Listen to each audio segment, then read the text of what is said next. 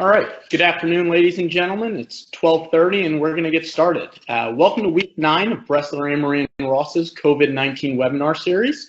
This week is Remote Courtrooms Here to Stay, Litigation and Trial Techniques in the COVID-19 Era.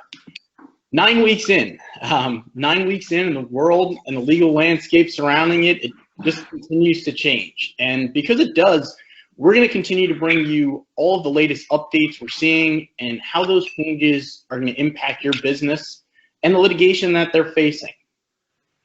This week, we're going to be discussing 3 topics primarily. First, we're going to bring you up to date with all the developments that are happening in our courts, how trials are actually beginning to proceed and what we're seeing. Second, we're going to talk to you about evaluating whether going forward in this virtual hearing, is that the right decision for you? What are the factors you should be looking at and how you should be weighing those factors? And then finally, we're going to talk about if you do decide that proceeding forward in the virtual environment is right for you, what do you need to be aware of? What should you be looking at when it comes to preparing for and then actually putting witnesses on what's this new virtual witness stand? Right? It's no longer sitting in a courtroom next to the judge. It's a virtual witness stand and the changes and things you need to deal with because of that. But before we get started, I'd be remiss if I didn't introduce our distinguished panel today. First off, Joseph Calabrese is a principal in our New York office and a member of the firm's financial institutions practice group. And it's my distinct pleasure to welcome Joe to the firm, as he recently joined Bressler after 15 years with Morgan Stanley. He was a senior member of the Wealth Management Client Litigation Group. He was the head of their Early Dispute Resolution Group. And Joe's just going to share with us the wealth of his extensive knowledge as to FINRA arbitrations. Mike Hensley is a principal in both our New Jersey and New York office and the co-chair of the firm's Business and Commercial Litigation Group. Mike specializes in handling both jury and bench trials throughout the country. We've got Richard Ruiz, who is the firm's trial support manager. Rich is headquartered in our Fort Lauderdale office. He spent the last 16 years specializing in and overseeing basically our logistics and technical aspects of jury and bench trials, as well as arbitrations for the firm. We've got Angela Turiano. She's a principal in our New York office and member of the firm's securities group. And Angela focuses her practice on representing brokerage firms and individual registered representatives in customer and employment arbitrations and litigation, as well as handling regulatory matters in those areas. And then last but certainly not least is Hope Zellinger. And Hope's the managing principal in our Miami office, member of the firm's insurance group, and Hope specializes in jury trials and arbitrations, specifically related to the defense of insurance carrier. So I'd like to welcome all of our panel as well as all of you. And we're going to start off by kind of just talking about some of the recent developments that we're seeing, bring you up to speed. 39 of our states, as well as the District of Columbia, have encouraged judges to conduct hearings remotely. Our courts aren't shutting down, but they're certainly changing how they do business, and they're changing at a pretty rapid pace. New York Supreme Court recently went from only allowing emergent filings to now new motions can be filed, responsive papers to previously filed motions can go through. Judges are allowing for the resuming of alternative dispute resolutions, and actually appeals can now be filed electronically in New York. Texas is following a similar pattern just at a heightened speed. We've got over 300 Zoom meetings a day, and these are mostly typical hearings. But Texas, as far as we can tell, was also the first jurisdiction to hold Zoom oral arguments. But they're not just doing your standard hearings. We're not just having kind of oral arguments on motions. We're starting to deal with trials. We had an actual bench trial in Texas. Judge Bo Miller held a Zoom bench trial hearing a dispute over $96,000 in attorney's fees. And this was live streamed over YouTube. The court website is updated daily to ensure that these proceedings stay public. Virginia, as well as the Southern District of New York, we're seeing patent trials moving forward. These are bench trials, but they're dealing with some of the issues that our panelists are going to be discussing. You know, New York was especially interesting. The trial was initially put on hold. We had a witness. He was a doctor. He was over 60 years old. And understandably, given his position and his age, he was concerned about traveling for court proceedings. Well, the court adapted, and what they said was the judge was willing to listen to cross-examination conducted remotely. But not only that, witnesses who couldn't appear via Zoom, who couldn't attend this virtual hearing, they were deemed unavailable witnesses under the court rule, and their deposition testimony was actually used. And as our panel discussed, these are the type of things you need to be aware of and strategically be thinking about. But it's not just bench trials and it's not just hearings. Amazingly, we are actually starting to move into the world of jury trials. And to tell you how quickly this is all moving, I thought I had my whole presentation done last night until I get that ding of the email coming through, and there's a new Connecticut order out of the District Court of Connecticut. Connecticut has actually extended their suspension of jury trials through September. And we're seeing this in some of the jurisdictions throughout the country, but other places are adapting even with jury trials. Eastern District of California said that they weren't going to get to a trial within 3 years of a case filing.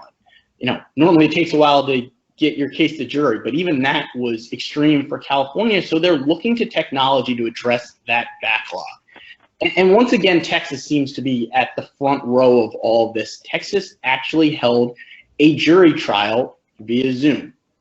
It was an insurance dispute in Collin County District Court. It's a coverage issue. 24 potential jurors logged in for jury selection. It was streamed on YouTube. You could have actually watched what was happening. But it was a test case, and it's important to note this was what they call a summary jury trial in Texas. It's basically a condensed version of the case. It's a non-binding verdict that is rendered, and the point is to push the parties towards mediation, towards settlement based on what the jury said. But Texas also used this as a way to say, can we actually do a jury trial via Zoom? And you're seeing the same thing. Indiana is allowing parties in civil cases that consent to have a remote jury trial to do so. Arizona is looking at whether they can do remote jury selection, but then have a hybrid trial. So the first part via Zoom or some other platform, and then actually have jurors come in to sit for the actual trial itself. And Michigan's starting to run a pilot program because they want to know, should they be putting up things like plexiglass between the jurors? If they do, who's going to pay for it? How do we spread people out in a courtroom when it's supposed to be a public courtroom? Do they have to wear masks? These are all the new issues that we really didn't have to face before this pandemic. And with that, I'd like to turn it over to Hope, because Hope, I know Florida, you guys opened your beaches way ahead of where we were. We're all so jealous of you that you can actually go to a restaurant and sit down and have a meal. I know those of us in New York and New Jersey over here would love nothing more. What are you actually seeing on the ground? How are the Florida courts really handling this and moving forward? Thanks, Evan. While the beaches are open, the courthouses in Florida are still remaining very cautious. So as the businesses have started to gradually reopen amid the pandemic, earlier this month, the Florida Supreme Court Chief Justice issued a new emergency order actually suspending the jury trials through July 2nd. So while some people can still and start to go out to eat and go to hair salons, this new order made clear that the jury trials would remain suspended, and they actually extended it past June to July. Within the May 4th, 2020 order, the Chief Justice also issued an automatic removal of pending trials from the trial docket and extended those trial deadlines. It was recognized, along with all of these other jurisdictions, like you said, Evan, that the criminal matters would have to take top priority. The Florida Supreme Court also recognized the special hazards associated with those in-person jury trials. The obvious, of course, being that jurors would have to attempt to socially distance themselves within the courthouse. They'd also have to be able to understand the lawyer's presentation of evidence behind the masks and actually understand and listen without seeing part of their face. And finally, deliberation definitely becomes an issue, and this was all recognized in this court order. That being said, the purpose of the order was, of course, to mitigate against the impact of COVID-19 while keeping the courts operating to the fullest extent consistent with public safety. We were actually supposed to start a trial in mid-March in Broward County on a 5-year-old case. Based on the emergency orders that were issued, the trial was automatically removed from the docket. The judge still decided, however, to proceed with an evidentiary hearing on Zoom that spanned across 2 days. This was in March and April, just a few months ago. The hearing was on a motion to strike plaintiff's sole expert under the Daubert standard. The first day we presented our opening arguments with the expert witness present as well as the judge via Zoom. Similar to the New York case Evan mentioned, the second day a full direct and cross-examination was conducted over Zoom of the witness in question. And the team is going to address some of the issues you can face during these Zoom hearings. But overall, the court was able to accurately evaluate the abilities of the expert witness and ultimately his inability to testify at trial, striking him during a Zoom hearing under the Daubert standard. Consistent with the orders that have been issued in Florida, courts are still making an effort to conduct business, as evidenced by these Zoom hearings and other big motions and potentially trials that are taking place. Courts are proposing bench trials in lieu of jury trials. I know for us in Florida, representing corporate clients like insurance companies in Miami-Dade County presents its own challenges with a jury. Sometimes we will go through 30 or more jurors and have to bring in a whole new pool because of offhand comments that are made about insurance companies during the jury selection process. So one of the advantages our clients have identified in agreeing to bench trials is that the market research shows 70 to 90% of jurors have already made up their mind after opening statements. So this would be before any evidence has been presented. So by opting for the bench trial, you're actually able to eliminate jurors with predisposed viewpoints from deciding the merits of your case. Unlike a jury trial where a juror would know little to nothing about a case before a trial begins, in proceeding with a bench trial, you do have the opportunity to shape the judge's opinions during motion practice and before the trial actually begins. Mike, what's your opinion on proceeding with bench trials versus jury trials in other parts of the country? Well, it's going to be a dilemma that our corporate clients face. We expect cases and jury trial to move even slower in New York and New Jersey. In fact, in New York, the courts were literally closed. We couldn't file papers even on existing matters. And currently that was reopened about a week ago, where if you have a current case, we can still file papers. Downstate, including in New York County, we can't file any new actions. And certainly jury trials are completely suspended. And in New Jersey, although the courts are technically open and have never closed, all jury trials are completely suspended as well. And we expect a very, very slow start whenever it is that we begin to roll out the jury process, because as everyone knows, it's not just about having the jurors once we pick them in the courtroom. It's also about the voir dire process, which could be 50 to 60 to 75 jurors in a room that are in the same room that we're trying to select. So we expect in New York and New Jersey, when the process does eventually start to go forward, all the jurors are going to be devoted to criminal cases first. They have a constitutional right to a speedy trial. We anticipate those jurors potentially going to landlord-tenant issues and the courts to be backlogged by landlord-tenant issues. And then when we get to the jury trials, we expect it's the lower jury trials, the 1 or 2 dayers, the auto accidents, the slip and falls. And then and only then will we start getting jurors for the more complex civil cases that we tend to try.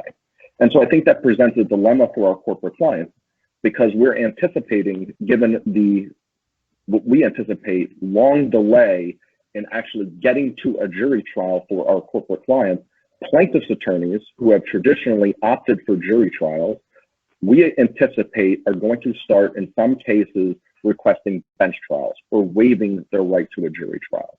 And that's going to put our corporate clients in a situation where they have to weigh the benefits of obviously not having a runaway jury in bad venues, which is very good for us. We tend to go that route. But in our experience, we also have issues with bench trials where many judges try to split the baby. And although we're asking for a no cause or a zero verdict, we find that in some bench trials, the judge wants to give something to somebody.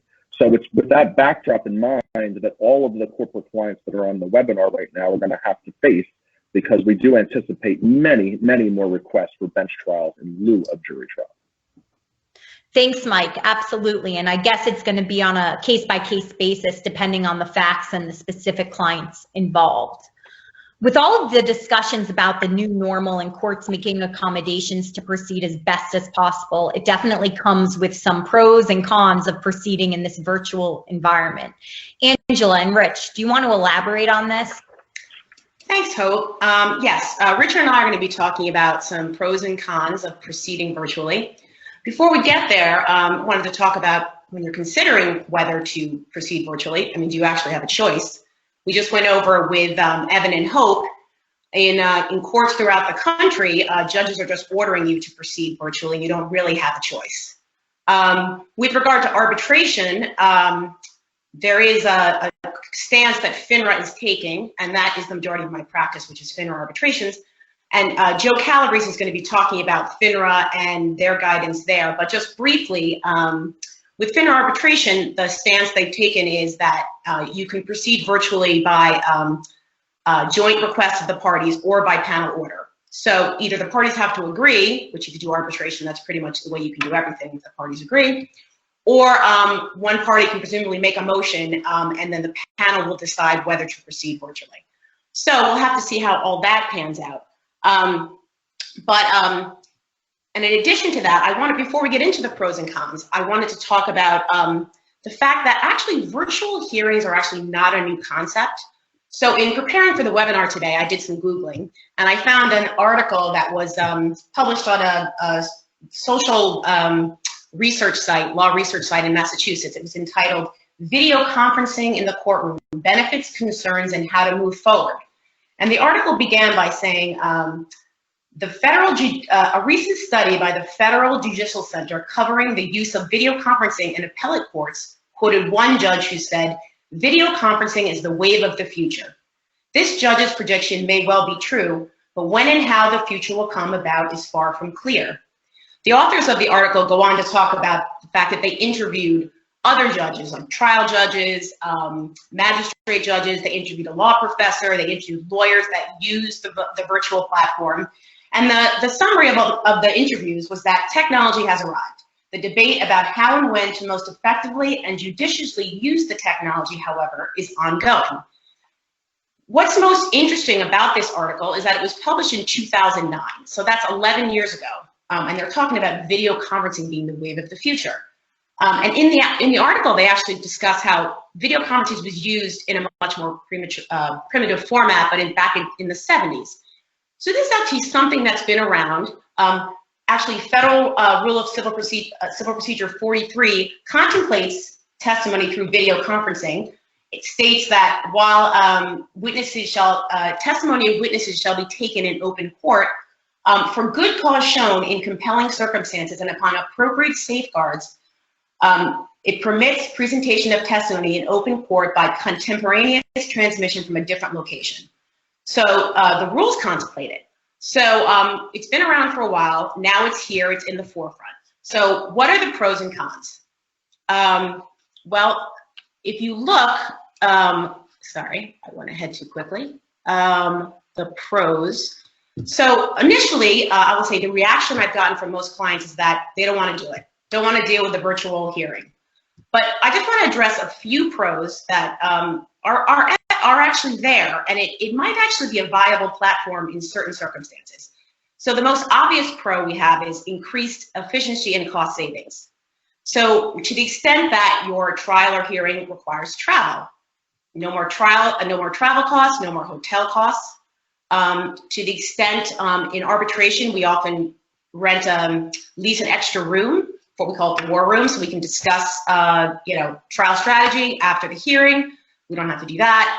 To the extent you're using hard copy documents, no longer do you have to make millions of copies of documents, put them in all those boxes and send it to the location. So it significantly reduced the costs associated with hearings and remote trials that are not local. So this could be a viable way to proceed in, let's say, a smaller case that you normally would settle for business reasons, but because you're able to reduce the cost, it might be something that you can pursue. There's also court appearances. Thinking about if you're a New York City lawyer and you have to travel out to Riverhead for the day, That's your whole day. Getting out to Riverhead, traffic, sitting in state court, waiting for your case to be called. To the extent we can do this virtually, you could sit, if you know Zoom, I think everybody's more familiar with Zoom these days. I myself had one too many Zoom cocktails, but if you're familiar with the platform, you can sit in the waiting room. So you can sit and do work at your desk, and then when your case is ready to be called, you could do your motion conference. The clerk of the court can just admit you into the room, and everyone's there to argue their motion, do your pre-hearing conference, much more efficient. Another platform or another area where virtual hearings would work really well and do work really well is actually mediation. And I've known a number of colleagues that have actually conducted mediations virtually, and it seems to really work because you can have the joint conference with everyone there, and then Zoom and other platforms allow you to go into private rooms. And then that works really well. Then when you're on if you've ever been in the respondent side or the defendant side of a mediation, most of your day is spent with the client sitting in a conference room waiting for the mediator to come talk to you. So that would be much more efficient to just sit in your office, do other work, and then when the mediator is ready to talk to you, you can, talk to the mediator and then go back to your desk go back to your other work when he or she is speaking to the opposing counsel. So I think in those circumstances, there's very much increased efficiency and cost savings. Another pro is witness access. I had a hearing in Pittsburgh once that one of our internal experts was in California. That expert had to fly all the way to Pittsburgh. We thought he was going to testify on day 2. He didn't testify till day 4. He's sitting around, he's wasting time. By virtual hearings, now he can stay at his office in California, do his work. When he's ready to be called, he or she can then testify. So these are all, the costs and efficiencies are definitely increased by virtual hearings. I will mention that witness access does come with a con, and I won't go into too much detail because Mike Hensley is going to be talking about the Apex Doctrine and the difficulties that being able to testify virtually will present in making objections to high-level executives testifying. But I'll let Mike speak to that when we get to that. So those are some pros that go along with virtual hearings. So now we're going to talk about the cons. And here is where our trial expert, Richard Ruiz, is going to come in and help us deal with these difficulties with virtual hearings. So the first con that it seems the most obvious is technological difficulties. And these are twofold. So you have technological difficulties on the user end and technology itself. So on the user end, you have all the parties, lawyers, judges. I mean, if you've ever been in an arbitration, it's hard enough to get one of the panelists to work the tape recorder, much less deal with a virtual platform.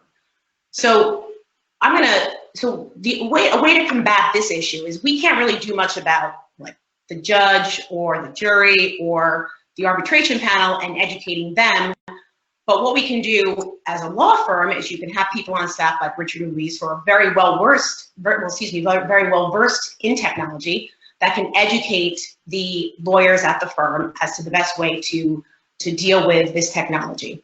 And actually, Joe Calabrese is going to be discussing going forward what FINRA is doing to assist the arbitration panels the arbitrators on the roster of how to deal with this. But Joe's going to talk about that later. So you can educate yourself by hiring staff that are well versed in the topic. Rich, I don't know if you want to add to that at all. Yeah, absolutely. I mean, one of the main issues that obviously we have with all these virtual meetings and hearings is the technology itself, as you said. So one of the things that we try to do is, even for this webinar alone, we and all the other ones that we've done, we plan ahead. We kind of make sure that we give enough time to iron out the small little issues, kind of make sure that everybody that has the right equipment, everybody has the right even internet connection. Some people don't necessarily, if in the middle of the day someone's kids are streaming Netflix while they're in the room while the meeting is going on, that's obviously going to affect bandwidth and things like that. So we try to plan ahead and try to address these issues that may come up. Right. So exactly. And that actually brings me to the next issue which is to the technology itself, because it's not only the users that have issues with the technology, there's the technology issues itself. So bad sound volume, somebody's frozen, sometimes this stuff just doesn't work. And so that's why it's important that in addition to educating the parties about how to use this technology, that there should be somebody present at the hearing or trial that is someone well versed in it. And when I say present right now, that would, with the virus still in, with the pandemic still going on, that will be somebody present virtually. But going forward, should this technology take and these virtual hearings continue, you could just have the tech person with you to make sure everything runs as smoothly as possible.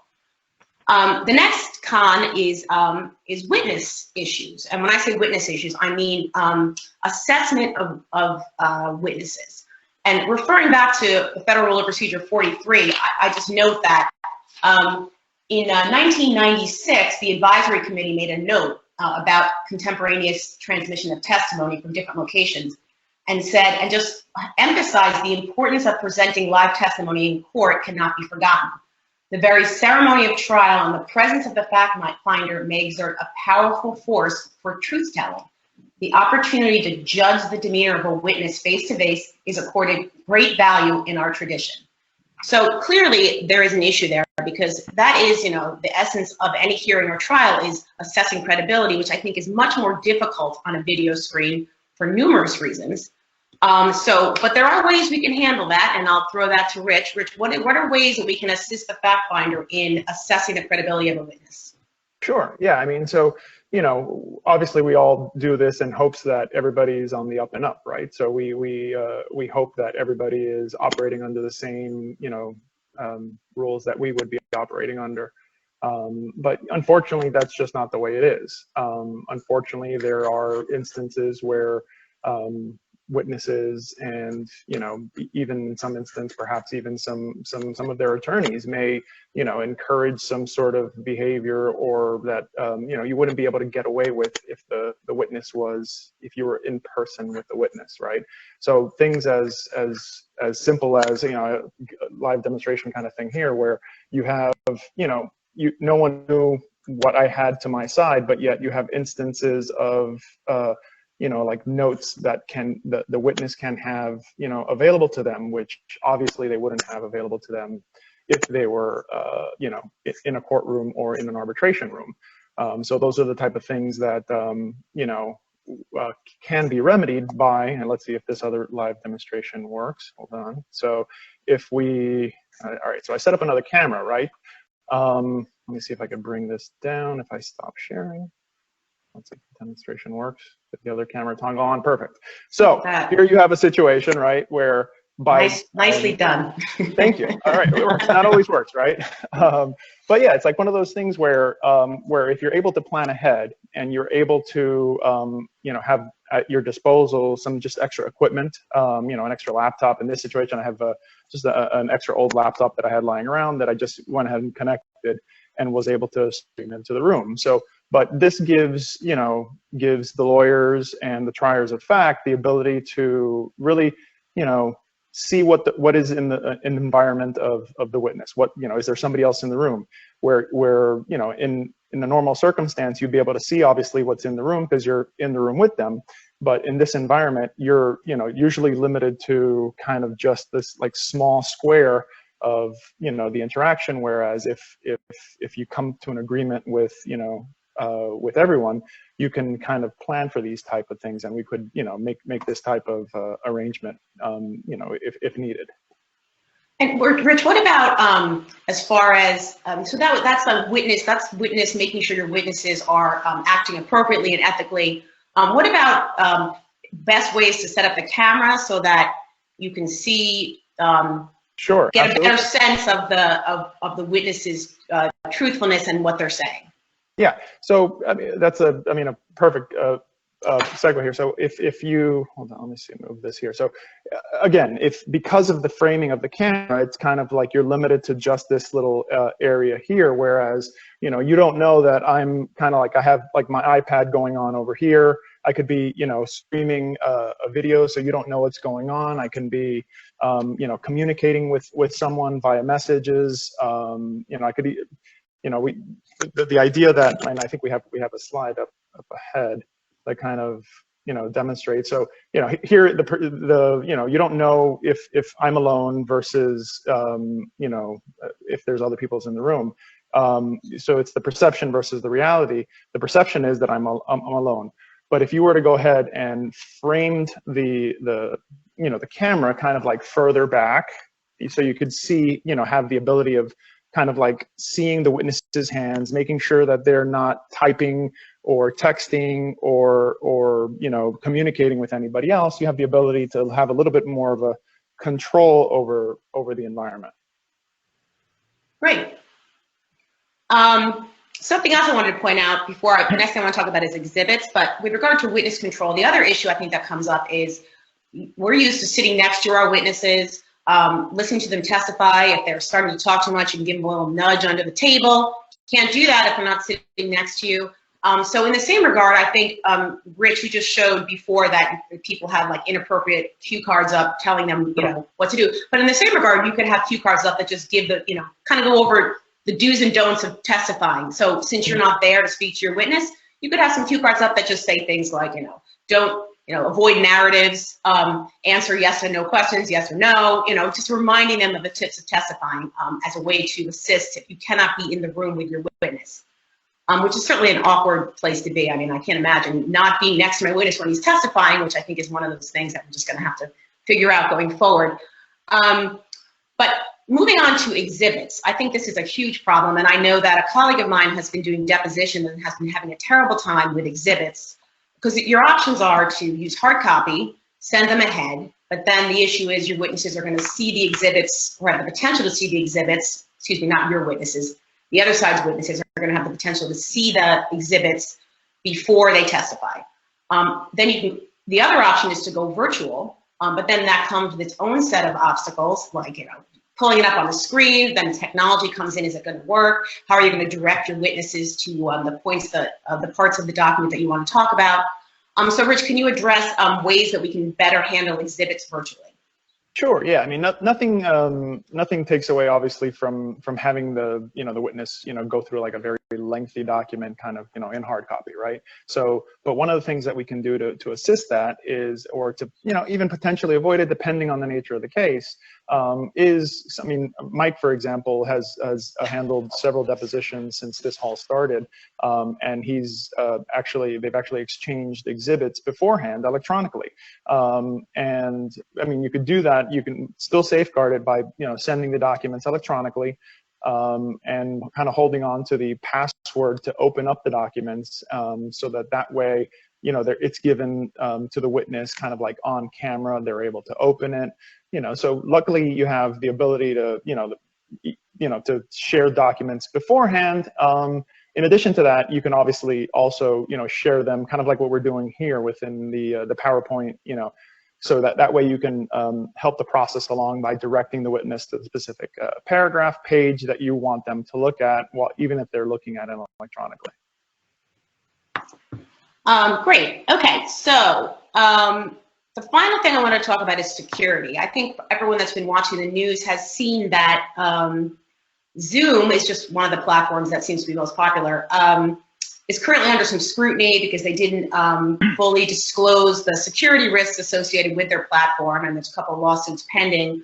And I think generally speaking, many people are concerned about the security of Zoom. I know many clients do not allow Zoom on their platform. Our firm, actually, we can't use our remote platform and log into Zoom. People are concerned about the security. So what about these security concerns? Should we be concerned about this issue? Yeah, no, well, luckily the platforms have, done a lot of updating when it comes to, kind of like the back end security. A lot of it does deal with kind of like just the nature of the conversations, the nature of the proceedings that you're wanting to have. Zoom, for example, that's the one that's gotten the most media attention. They've done a lot of updates on their end to kind of like patch things through. We've taken steps on our end also on instances that we've had. We've actually had an arbitration of without witness testimony. One of our partners is an arbitrator, and so he actually had an arbitration, and he was able to secure the room, kind of lock it so that prevents additional people from coming in. So the technology is changing, and luckily the platforms are doing a lot to kind of like keep up with the security. And in all honesty, when you just have an in-person hearing, there's security concerns there as well, that people sort of forget about.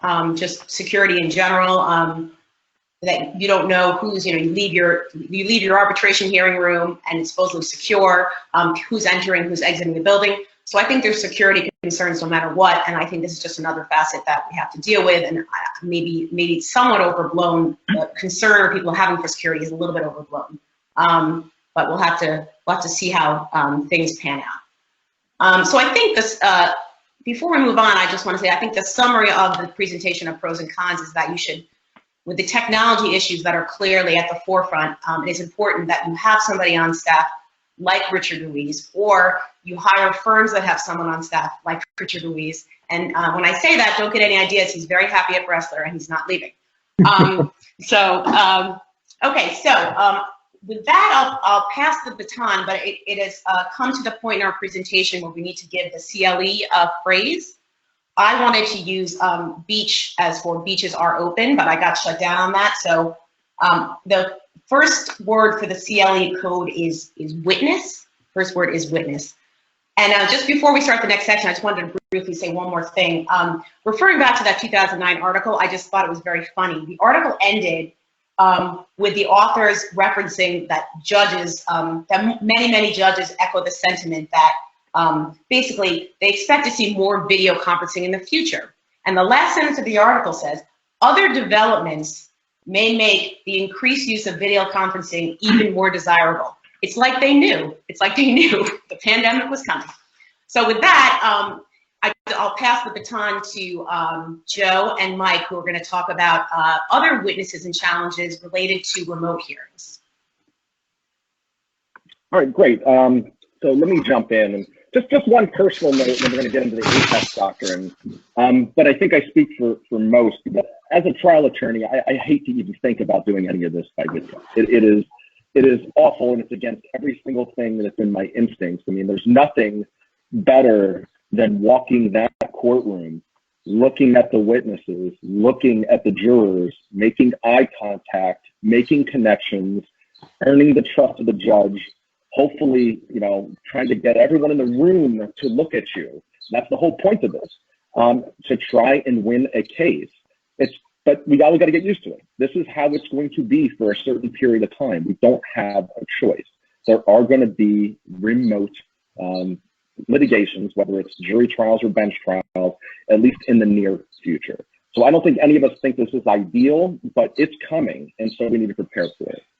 So when I was thinking about what I wanted to talk about when it came to COVID challenges, one of the things that I anticipate is going to be an issue is the APEX doctrine, because things have changed now that we have remote hearings for the implication of the APEX doctrine.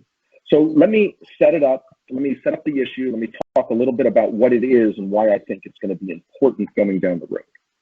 But you represent a corporate client, and coming across your desk, all of a sudden you get a subpoena or trial testimony or a deposition notice.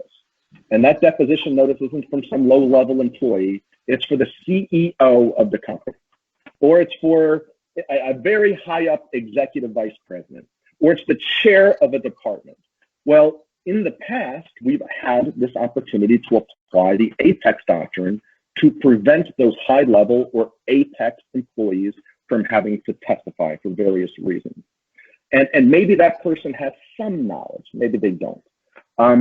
But one thing we do know when dealing with APEX employees is that given their seniority in the company, it's going to be disruptive to business. Whether it's the CEO, an executive vice president, or department chair, if you force them to sit with lawyers like us for days to prepare and maybe be interviewed by other witnesses if they're a 30B6 deponent, and to read documents and to go to a hearing, which necessarily, and this is what involves COVID, necessarily involves travel, either by the witness getting to the hearing site or by lawyers like us who have to travel to the witness to prepare them for days, it's going to be impacted. And so the Apex Doctrine is a body of law that started out in the federal case law that feeds into state law that allows for these high-level or apex executives to move to either to quash the trial subpoenas or for protective orders to prevent being testified or being called as a witness at all. And it's primarily based on, at least in the federal system, on Rule 26C, which is a motion for protective order. And trial courts are given broad discretion in whether to prohibit these high-level employees from having to go to a trial or sit for a deposition. And the test is really two parts.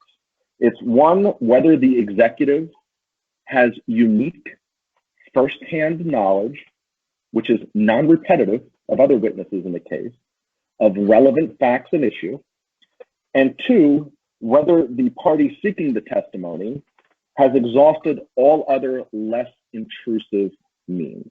And this is really important for corporate clients. There's nothing better for a plaintiff's attorney to get a high-ranking official to slip up and say something at a trial or a deposition. And so it's in our interest to make sure at all costs, to the extent permissible, to prevent these high-ranking officials from having to testify. So how is this impacted by the coronavirus? Well, one of the factors that we traditionally used in addition to disruptive business practices was travel.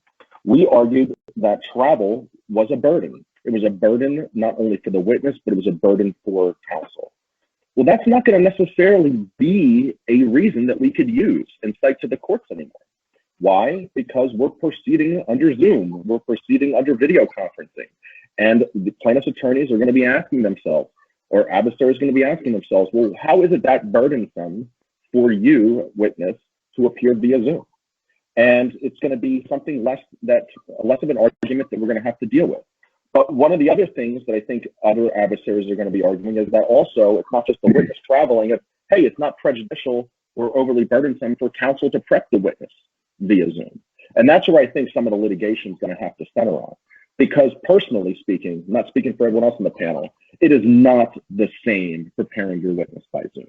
It is not the same than being in the room, being able to talk one-on-one, get their reactions, understand truly what their concerns are, educating them as to the witness and documents.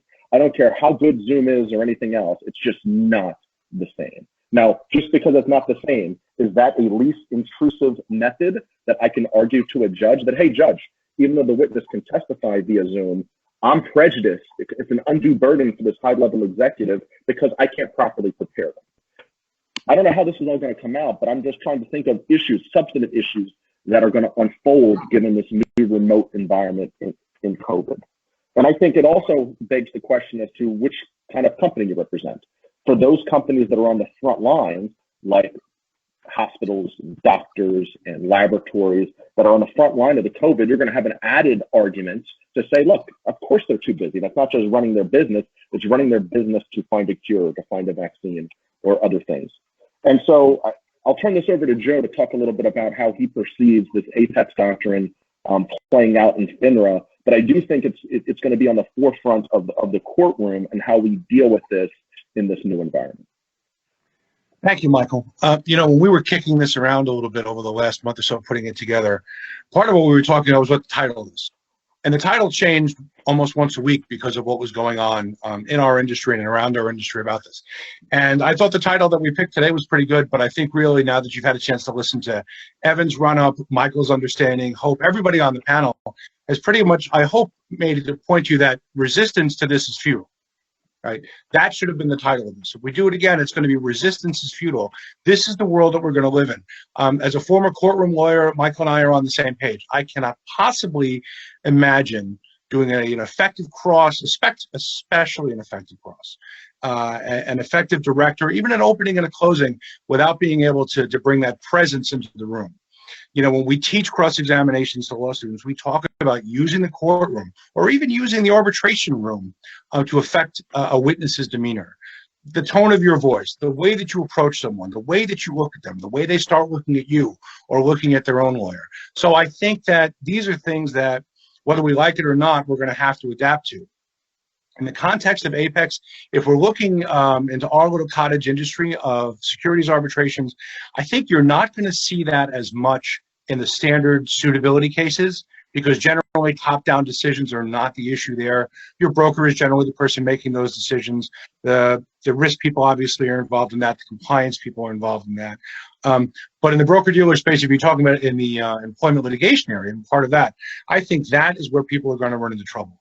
Because a lot of time when you talk about large-scale reductions in force or movements of certain teams in and out of a setting, what you're paying those teams, what you're not paying them once they've maybe violated their contract, now all of a sudden those decisions are sometimes made far above your branch or complex or middle management levels. And so while we may not see that in your standard suitability case, I expect to see more of that in the employment space in the broker-dealer world. So what do we do about that? Well, like Michael has said, forum non-convenience, we can't do it, we can't get there, we can't talk to the folks. It's out the window. You can make, we all make arguments, we're going to lose. No, up front, you're going to lose that argument. Unless you really have a panel that you can tell in advance, or a judge that you can read a little bit in advance, that might be, who doesn't want to be on the bench for a week listening to this, or a panelist who's more than happy to wait a while so they can do it in person. Unless you can read that in, that argument's not going to work. So you really do have to focus in on some of what are the other defenses that Michael spoke about, and those are the true substantive defenses. So when you're preparing to make these arguments, you have to look at whether or not this testimony is relevant. You have to look about, is there anybody else who can testify about it as competently or more competently? There are plenty of people who give orders in upper management, but they don't execute those orders. They're not involved in the details. You want witnesses on the stand who can talk to you about the details of what went on. So I think good research on the Apex doctrine and the more substantive ways to push back on that are going to be really your best defense. So you're going to have to live with that, because we can't get somebody there. I think sadly is just, or it's going to interrupt their business day. This interrupted everybody's business day today. We took an hour out of, talking to our clients and doing our work. And the truth of the matter is the world did not come to an end, at least not for my clients. All right, so what I'd like to do is just talk to you a little bit about the nuts and bolts of what FINRA is actually doing. And some of my colleagues have touched on a little bit of that, but I want to get some of that out of the way. For those of you who have cases now that are actually pending with FINRA or will be filed shortly, and this is a moving target. FINRA has been more in depth, I think, than usual at getting information out to at least the public who cares about it, that being us. First and foremost, as of May 15th, all hearings are administratively adjourned until July 31st of 2020. So that means if you've got something on the calendar between today and July 31st, you don't anymore. They're not going to charge you for that. There's no penalty for that. But the new start date is going to be July 31st of 2020. Important to know is, though, all other deadlines stand. So if this is not a vacation, it might be a vacation from having to call witnesses, and it might be a vacation from your 20-day, but it's not a vacation on if you have an answer due, if you're the subject of a motion to compel and you owe discovery, or the other side owes you discovery, if you have an arbitrator ranking due, all of that stuff stays in effect. So FINRA has not, unlike the court systems, which basically have shut down almost everything, depending on what state you're in, and I think Evan covered a lot of how it's a moving target with different states. In FINRA, everything's still moving. So you're going to be required to keep up with those dates. But if you do have dates in that bracket, I sit on a couple of open cases now as an arbitrator. We had one that started in January. We had some issues with witnesses, actually high-level executives being present. So we pushed it away and we pushed it right into April. And what happened in April? Everything got adjourned. So what will happen to those of you, if it hasn't happened already, is that FINRA is going to reach out to you. There's going to be an IPHC. You're going to get to schedule new dates. There will be no postponement fees for consent adjournments between 7/31 and 9/4. So we did it in our case. Some people are going to use this as an excuse, depending on what their issue is, to get this done immediately after July 31st. If your adversary senses a weakness in your ability to get it up and running. Oddly enough, also I see oddly on the claimant side, we were always rushing to the hearing and giving everyone a preference. And now that they get a break, no one's going to be available for a year and a half. So I think you're going to have to deal with how people are going to use that to their advantage. But again, that's a reality. I think FINRA is ready to have the hearings, and that's where we go to the next thing. FINRA, I think, has always been very hands-off when it comes to technology. We do expungement hearings over the phone. They're good with the telephone. They haven't been really good with anything else. So in the past, if you needed to call a witness remotely, like an Apex witness, or you didn't want to fly in from the other side of the country, you were responsible for whatever technology was necessary. If you were doing a presentation using a deck or documents that were on an iPad or something, that was all your problem. FINRA has changed that now. They've actually become caught up with the times very quickly. So the new FINRA rule is they're going to sponsor the Zoom system. They're using Zoom. Zoom can be recorded so that you're covered with that in terms of hearings. They will set up the hearing room, right? So everybody's going to be in one room at the same time. They will set up private rooms so that the arbitrators can go into executive sessions, and also separate rooms so that parties and their witnesses can speak privately. I haven't seen that work, to be honest with you, so I don't know how it's going to work. FINRA tells me that they have a number of technical people, much like Richard, who's with us, who will be available to the parties, not only to teach them and the arbitrators how to do that, and I think it's going to be very amusing to see how that works out with some of the arbitrators we have, and also to be present during the hearing, like having somebody in the virtual room so that when someone's mic drops out or they're, all the crazy things that'll happen, they're going to try to have people available to do that. Now, that'll work during the run. It's not going to work if we actually start trying hearings every day of the week like we used to do all over the country. They're not going to have the people to do that. So I think they're being very open about helping as much as they can. And then the question is, are they helping because they want to help you, or are they helping because they want you to get it done? So what we've heard before is recently the most recent guidance on whether or not you have to do this or not, and I think Angela spoke about this a little bit, was FINRA's guidance as of today is FINRA offers virtual hearings services to parties in all cases by joint agreement. Right. If you're at FINRA, you can do anything you want as long as you agree with each other, or by panel order. So things like that worry me, because when you give somebody the authority to tell you where and how you're going to do something as a trial lawyer, that worries me a little bit. I can deal with a judge in the courtroom. I can deal with a panel that I'm in front of. Now somebody remotely is going to tell me how to run my case. I worry about that. I reached out to FINRA, and the answer that they get is, well, that's exactly what we're going to do. And in fact, so, everyone's going to look at that really closely and see how that works out. The authority that FINRA is relying on is 12409.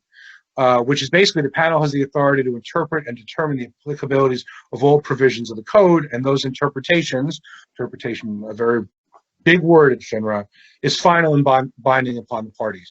So you all know that the FINRA code is very broad. It doesn't have a lot of precision, and it's designed for that reason. So if you're going to argue that they don't have the authority to do it, I don't think you're going to win. I think you're going to have a lot of trouble arguing to them that they can't do this. The rest of how hearings are conducted, as you know, is in a 12600. That whole section talks about the arbitrator's authority to run a hearing, to call witnesses, to make people appear, and they're going to rely on that. The only virtual hearing that you may have seen in the news recently was the Wunderlich Securities case, which got a lot of press in our world, where a large broker-dealer tried a case over a series of weeks in person. And they had adjourned the hearings, I think it was actually until April or May, and they had to do the summations only by Zoom. And everybody consented, and they lost. And it was a seven-figure verdict, and a lot of the back and forth between people as well. And they are moving to vacate, as you would expect somebody would in a situation like that. Everyone's been talking about their grounds to vacate was because of Zoom, because the arbitrators weren't paying attention. The reality is that's not true. If you actually look at the papers, they've actually said that the panel afford their right to a full and fair opportunity to present their case on a number of different levels. They did talk about the arbitrators being distracted, but that was like argument 9, of non-arguments. So I don't think people are going to really be, and we don't know what the federal courts are going to do about that, but I would imagine with the standard being so tight on vacating arbitrations awards that's probably not going to happen. The last thing I want to talk to you about is, for us, is expert witnesses. So as Michael talked about, and my other colleagues, is prepping witnesses is going to be a whole new world, and how you deal with people and getting them ready to come to trial. I can tell you, I was never a big fan of reflexively calling an expert witness on any given case. I think as a respondent in a broker-dealer setting, if your broker can't carry the ball on what the investment was about and why it was suitable or how the client understood it, then you have bigger issues than whether or not you have to call an expert. There are exceptions to that, obviously. P&L experts are people I think we always have to call because the numbers generally have to be spun in our direction. Insurance witnesses sometimes on annuities cases. But my practice has been if you can avoid it, you should. Claimants will always call experts. And I always argue that's because their weakness, because if they can't explain it themselves, they have to pay Craig McCann to do it. So, but if you do have to call an expert, right? And more importantly, the bigger prep is not on the direct. So let's talk about the direct for a second. Technology is distracting. People are watching what everybody else is doing. People are looking at the pictures on people's walls. People are looking to see if you're on your phone. I'm looking to see if you're on your phone. We're wondering if Richard's dog is now walked into the frame and is giving him answers to things. No one, honestly, is paying as much attention as they should be. I used to have an old trick when I was a DA. If somebody wasn't listening, if I was standing close enough to the jury rail, I'd bang my ring on the jury rail. That was my way of getting people to wake up. I understood why they were asleep. I can't do that anymore. I guess I could knock this off the floor. That might work, but I'm not suggesting you do that. So what you have to do is you have to now change the way that you talk to people. And because technology is so distracting, you're going to have to, I honestly think, compact your questions. Now, this is bad for those of us who are in trial, are trial lawyers, because we like to hear our own voices. We like to be heard. We like to know the brilliance of how we frame a question. It's not going to work anymore. Your questions have to be succinct. We're talking about direct for a second. Your questions have to be succinct. They have to be direct.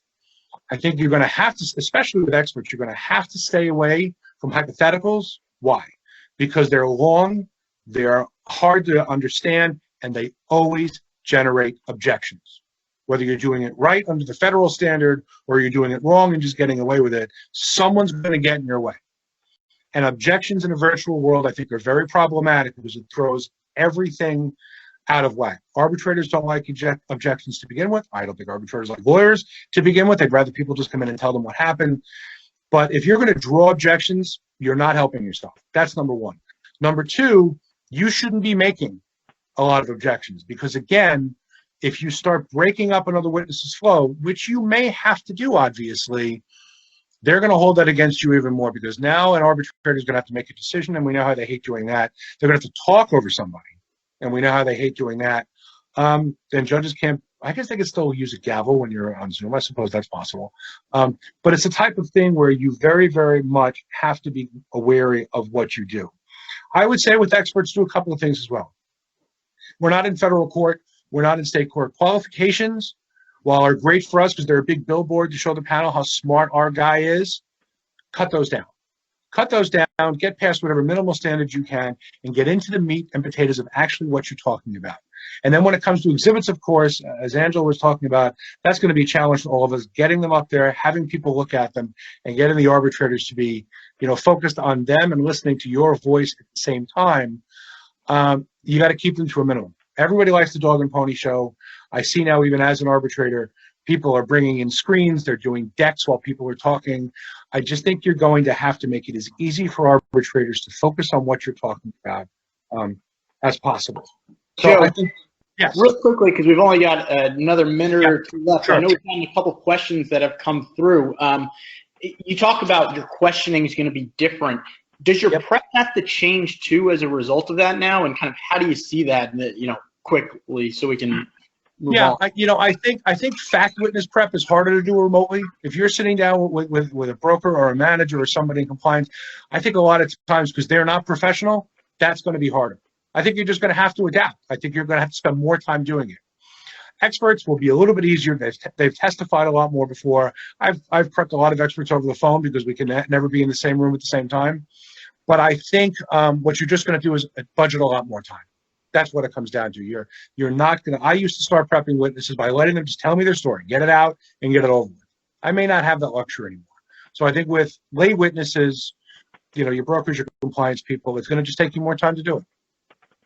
Understood. Well, thanks, Joe. Really appreciate it. And thank you to all of our panel. I think the takeaway really is that Mike, Joe, Angela, Hope, and Richard have all told us that this may not be easy. This may not be ideal, but we're all going to have to learn to do it. We're going to have to adapt. And as Angela pointed out for us, there are some pros and some good aspects to it that we've just got to learn to use to our advantage. With that, we are running right up against the end of an hour. I'd be remiss if I didn't give you your second CLE code, which is challenges.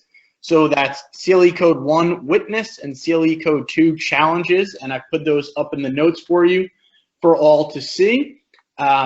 Thank you all to our presenters, as well as to those of you listening and watching for participating. Next week, we hope you'll join us again. We've got another great webinar and panel ready for you. Every time we've seen market crashes like this, we've seen Ponzi schemes and all sorts of scams that are happening, and our panel is going to kind of give you those inside tips as to what you want to be doing from a supervisory level to make sure that they're not happening at your company, and when you can't avoid it, and when it does, what should you be doing from an investigatory standpoint to make sure that it's handled correctly and taken care of with the least pain to your company as possible. With that, thank you all again for joining us, and have a great afternoon. Take care.